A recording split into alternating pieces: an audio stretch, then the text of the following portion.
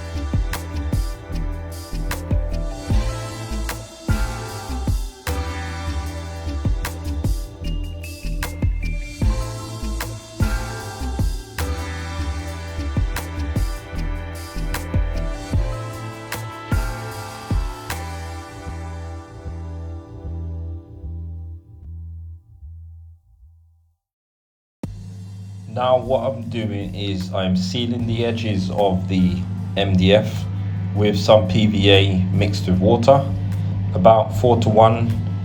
As you can see, the edges of the MDF, they soak a lot of paint in, so they need to be sealed before you paint them.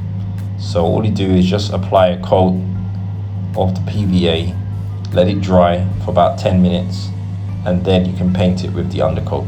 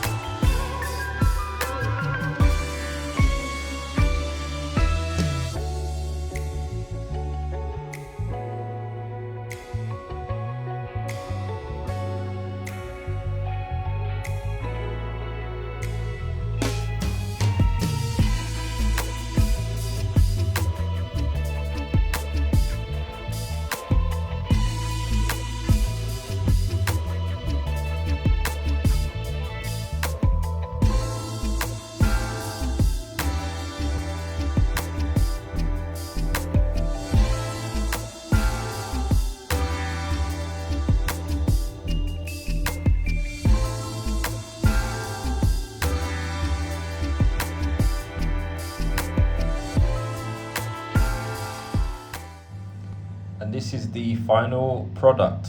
So what I've done is primed everything and let it dry. Tomorrow I'll be painting it with 2 coats of white satin, and that will be the finished product. So hope you guys enjoyed the build, and let us know what you think, and we'll see you soon. Take care.